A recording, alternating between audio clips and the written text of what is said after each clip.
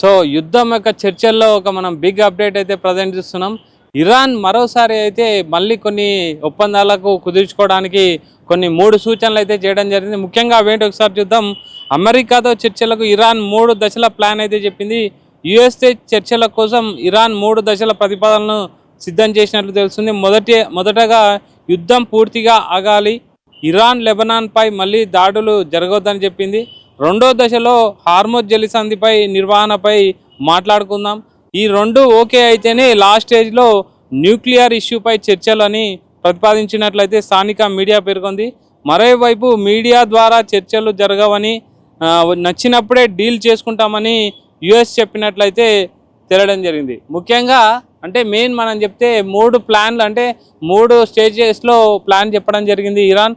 ముఖ్యంగా ఫస్ట్ యుద్ధం ఆగిపోవాలి అంటే ప్రజెంట్ చర్చల పరంగా అయితే స్టేట్ ఆఫ్ హార్మోజ్ అనేది ఆగిపోయింది. సో ప్రజెంట్ అయితే దాడులు ఆగాలి, దాడులు ఆగడం వల్ల వాళ్ళు ఆర్థికంగా చితికిపోయారు కాబట్టి వాళ్ళు ఖచ్చితంగా వాళ్ళకి దాడులు ఆపాలి. దాడులు లెబనాన్ పైన కానీ ఇరాన్ పైన కానీ ప్రజెంట్ చేస్తున్న దాడులు సీజ్ ఫైర్ పటిష్టం కావాలి, ఖచ్చితంగా దాడులు ఆపాలి. ఆ దాడులు ఆపడం అనేది ఫస్ట్ స్టేజ్ ఆఫ్ ప్లాన్. ఆ ప్లాన్ తర్వాత సెకండ్ స్టేజ్లో స్టేట్ ఆఫ్ హార్మోజ్ ఆపరేషన్స్ ఎవరి అండర్లో ఉండాలి, స్టేట్ ఆఫ్ హార్మోజ్ ఎవరు కంట్రోల్లో తీసుకుంటారు, స్టేట్ ఆఫ్ హార్మోజ్లో వచ్చే రాకపోకలను ఎవరు నిబంధించాలి, ఈ వ్యవస్థ అంతా తర్వాత సెకండ్ స్టేజ్లో మాట్లాడుకుందామని చెప్పడం జరుగుతుంది. థర్డ్ స్టేజ్లో మా యురేనియం యాక్టివిటీ ఏదైతే ఉందో, యురేనియం ఎన్రిచ్మెంట్ యాక్టివిటీ ఏదైతే ఉందో వాటిపైన చర్చిద్దామనేసి ఇరాన్ అయితే ఒక స్టేట్మెంట్ రిలీజ్ చేయడం జరిగింది. దీనికి ధీటుగా యుఎస్ అయితే ఖచ్చితంగా స్టేట్మెంట్ చేయడం జరిగింది. అంటే మీడియాల్లో వచ్చే వార్తలను బట్టి మేము ఒప్పందాలకు రాలేము, ఏదైనా తేల్చుకోవాలంటే ఖచ్చితంగా మీడియేటర్లను కానీ అఫీషియల్స్ని కానీ పంపి మాత్రమే చర్చలు జరపాలని వాళ్ళు చెప్పడం జరుగుతుంది. సో ప్రజెంట్ ఇరాన్ చెప్పేదంటే కనీసం అంటే 17-16 గంటలు జర్నీ చేసి మళ్ళీ చర్చలు చేసి అది విఫలం అవి ఈ టైం అంతా వేస్ట్ ప్రజెంట్ అనేసి ఇరాన్ యొక్క అభిప్రాయపడుతుంది.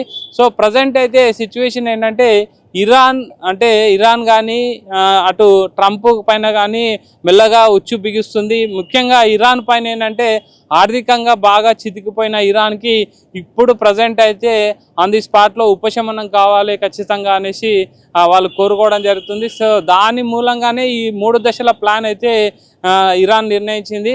ప్రజెంట్ యుద్ధం ఆగినాకనే నెక్స్ట్ దశలో నెక్స్ట్ చర్చలు చేద్దామని చెప్పడం అనేది మనం అబ్జర్వ్ చేయొచ్చు.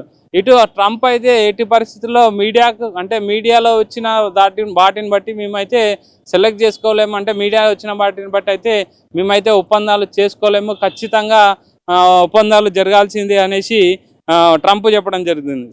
సో ఓవరాల్గా ఇప్పుడు ట్రంప్ పైన కూడా బాగా ఒత్తిడి ఉందని చెప్పాలి. ముఖ్యంగా అంటే యుద్ధానికి సంబంధించి కానీ సోల్జర్స్ వాడుకోవడంలో కానీ అంటే యుఎస్ సంబంధించిన కాంగ్రెస్కి అయితే కొన్ని నియమ నిబంధనలు ఉన్నాయి.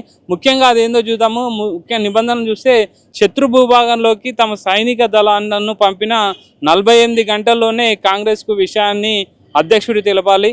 అలా ఎందుకు చేయాల్సి వచ్చిందో, దాని పరిధి ఎంతకాలం కొనసాగించవచ్చు అనేవి చెప్పాలనేది ఒక మొదటి నిబంధన.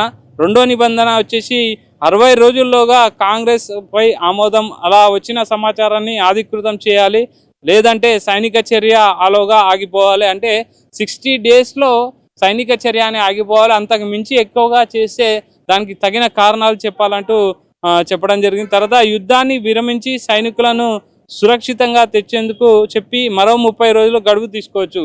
అంటే 60 డేస్ లోపల ఎందుకు అంటే సైనిక చర్యను ఎందుకు యూజ్ చేయాల్సి వచ్చింది, సైనిక చర్యలు యూజ్ చేయాల్సినంత అవసరం ఏముంది, మా గవర్నమెంట్ యొక్క యంత్రాంగం దానికి సైనిక చర్యలు తగ్గట్టు పని చేయలేదా, చేయకూడదా అని ఎక్స్ప్లెనేషన్ ఇవ్వాలి. అవన్నీ కాంగ్రెస్ అంటే టోటల్ 60-70% కాంగ్రెస్లో ఉన్న 60-70% వాళ్ళు ఒప్పుకుంటేనే నెక్స్ట్ 30 రోజులకు కంటిన్యూగా వార్ అయితే కంటిన్యూ చేయొచ్చు సోల్జర్ని ఉపయోగించి. సో అలాంటి సిచ్యువేషన్లో May 1 వరకు అయితే ఈ గడువు 60 రోజుల గడువు అయితే తొలగిపోతుంది. సో ట్రంప్కు ఈ విషయంలో కూడా కొంచెం ప్రెషర్ ఉందనేసి అక్కడ పెంటగాన్ వర్గాలు కానీ తర్వాత లోకల్ మీడియా కానీ చెప్పడం జరుగుతుంది. సో ఈ యొక్క ప్రెషర్ని తగ్గించాలంటే దానికోసమనే ట్రంప్ తెలివిగా మధ్యలో సీజ్ ఫైర్ని అయితే పెట్టడం జరుగుతుంది. సీజ్ ఫైర్ని పెట్టేసి మధ్యలో యుద్ధం ఆపేసి ఆ విధంగా అయితే కంటిన్యూ చేస్తున్నారు. సో అదేని ముఖ్యంగా అదొక ప్రెషర్ అయితే ట్రంప్ మీద ఖచ్చితంగా ఉందనేసి ప్రజెంట్ అయితే మీడియా వర్గాలు కానీ పెంటగాన్ వర్గాలు కానీ చెప్పడం జరుగుతుంది. సో ట్రంప్కు నిన్న చూస్తుంటే ట్రంప్ పైన అటాక్ అంటే తిరుగుబాటు చర్యలు బాగా అయ్యాయని చెప్పొచ్చు. లోకల్ పబ్లిక్ కూడా సమ్మెలు చేయడం, నిరసనలు చేయడం, ప్లెకార్డులు పట్టుకోవడం అనేది చూడొచ్చు. నిన్న వైట్ హౌస్ హిల్టన్ సంబంధించిన హోటల్లో కూడా అటాక్ చేయడం అయితే మనం చూడొచ్చు. అంటే 23 ఏళ్ల యువకుడు అటాక్ చేశాడు. ఇది కంటిన్యూగా రెండోసారి అని చెప్పొచ్చు ట్రంప్ పైన. ఇంతకుముందు ఎలక్షన్ క్యాంపెయిన్లో కూడా ఒకసారి అటాక్ చేయడం జరిగింది. నిన్న కూడా అటాక్ చేయడం జరిగింది. ఓవరాల్గా ట్రంప్ పైన నిరసనలు బాగా వస్తున్నాయి. అంటే ట్రంప్కు బాగా ప్రాణహాని ఉందనేసి చెప్పడం జరిగింది. తర్వాత మొన్న ట్రంప్ కూడా ఎమర్జెన్సీ స్టేట్మెంట్ అయితే రిలీజ్ చేయడం జరిగింది.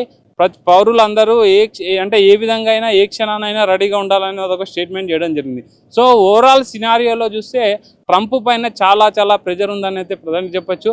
అటు ఇరాన్ పైన కూడా ఆర్థికంగా కంప్లీట్ చితికిపోయింది, ఇరాన్ పైన కూడా ఉంది. తర్వాత దీని రెండింటిపైన చర్చలు అయితే ఖచ్చితంగా జరగాలి. ఈ చర్చలు జరిగితేనే వాళ్ళు ముందుకెళ్తారనేసి చెప్పడం జరిగింది. ఆ చర్చలు జరగాలంటే ఫస్ట్ ఇరాన్ పెట్టిన మొదటి దశ ప్లాన్ ఏంటంటే ఫస్ట్ మీరైతే యుద్ధం ఆపేసేయాలి, స్టేట్ ఆఫ్ హార్మోజ్ దగ్గర ఉన్న బ్లాకేడ్ని తొలగించాలి, తర్వాత యురేనియం పైన మనము తర్వాత మాట్లాడుకుందాం. ప్రజెంట్ అయితే ఇరు వర్గాలు అయితే క్షేమంగా ఉండాలంటే యుద్ధం ఆపాలనేది కొంచెం రాజీకి వచ్చినట్టయితే అనుకోవచ్చని చెప్పొచ్చు. సరే, ఇదంతా వదిలిపెడితే గ్లోబల్ వైజ్ ఆలోచిస్తే ఇరు దేశాల యొక్క వారి యొక్క ప్రభావం అయితే రూరల్ అంటే చిన్న ఏరియాలకు కూడా స్టార్ట్ అయిందని చెప్పొచ్చు. గ్యాస్ ప్రభావం కానీ పెట్రోల్ డీజిల్ ప్రభావం కానీ ఖచ్చితంగా రూరల్లో అయితే స్టార్ట్ అయిపోయింది. ముఖ్యంగా మన తెలుగు రాష్ట్రాల్లో రెండిట్లో కూడా చూస్తే 2 రోజుల నుంచి అయితే నో స్టాక్ బోర్డులు అయితే కనిపిస్తున్నాయి. ఇక్కడక్కడ పెట్రోల్ బంక్లు అయితే క్లోజ్ చేయడం జరుగుతుంది. కొన్ని బంకులలో అయితే పెట్రోల్ లేదు, కొన్ని పెట్రోల్ బంక్లో అయితే డీజిల్ లేదని అయితే చెప్పడం జరుగుతుంది. ఇంతకు ముందు వచ్చిన ఏదైతే అంటే క్రైసిస్ ఉందో అది సోషల్ మీడియా క్రైసిసే, కానీ ఈసారి ఏదైతే వచ్చిందో క్రైసిస్ అది నిజమైన క్రైసిస్ అని అయితే ఎక్స్పర్ట్ చెప్పడం జరుగుతుంది. ముఖ్యంగా మనం మాట్లాడుకోవాలంటే ప్రజెంట్ వచ్చిన క్రైసిస్ అయితే రియల్ క్రైసిస్. సో ఇంకొక వార్తలు ఏమి వినిపిస్తున్నాయంటే మే ఫస్ట్ నుంచి అంటే కొత్తగా రేట్లు పెరుగుతాయి, 25 నుంచి 28 రూపాయలు పెరగొచ్చని. సో బంకుకు సంబంధించిన వాళ్ళు కూడా ఈ విధంగా నో స్టాక్ బోర్డు పెట్టేసి తర్వాత 2 రోజుల తర్వాత ఎక్కువ రేట్లకు అమ్ముకోవచ్చు అనేసి కొందరు అంటున్నారనేసి అంటే సోషల్ మీడియాలో చక్కర్లు కొడుతున్నాయి. సో అదంతా అంటే పొలిటికల్గా కూడా కొందరు లీడర్స్ అయితే దిగాల్సి వచ్చింది. ముఖ్యంగా ఏపీలో చంద్రబాబు నాయుడు అయితే గత 2 వారాల నుంచి అయితే అంటే రోడ్ల పైన పరిగాపులు కాస్తున్నారు. బంకుల వద్ద ముఖ్యంగా అయితే కిలోమీటర్ల వరకు కూడా లైన్లు ఉన్నాయని అండ్ చంద్రబాబు నాయుడు దగ్గర ఉండి ఏపీ సీఎం చంద్రబాబు నాయుడు దగ్గర ఉండి పరీక్షను అయితే సమీక్షిస్తున్నారు అయితే సమాచారం ఉంది. సో ఓవరాల్గా యుద్ధం యొక్క ఎఫెక్ట్ ఇంతకుముందు మనం చెప్పినట్లు ఖచ్చితంగా వివిధ దేశాలు మారుమూల గ్రామాల పైన కూడా ఉంటుందనేసి చెప్పడం జరిగింది. అదేవిధంగా ఇక్కడ క్రైసిస్ అయితే స్టార్ట్ అయిపోయిందని చెప్పాలి. సో తర్వాత ట్రాన్స్పోర్టేషన్ ఛార్జీలు పెరుగుతాయి, తర్వాత అంటే నిత్యావసర వస్తువులపై కూడా ఎఫెక్ట్ అయ్యే అవకాశం ఉంది. ఓవరాల్గా ప్రజెంట్ అయితే యుద్ధం యొక్క ప్రభావము, చర్చలు ఈ విధంగా అయితే ఇన్ని దశల్లో అయితే ప్రజెంట్ అయితే అంటే మనకు యుద్ధం సంబంధించిన ఎఫెక్ట్ అయితే ఇక్కడ దాకా వచ్చిందని చెప్పాలి. ప్రజెంట్ యుద్ధం అంటే ఇంతకుముందు చెప్పినట్టు మీడియాకి అయితే 3 దశల ప్లాన్ అయితే ఇరాన్ రిలీజ్ చేయడం జరిగింది. యుఎస్ మీడియా కూడా ప్రజెంట్ అయితే మీడియాలో వచ్చిన వార్తలను బట్టి మేము చర్చలకు రాలేమనేసి చెప్పడం జరిగింది. కెమెరామెన్ మోహిత్, రవి, హైదరాబాద్.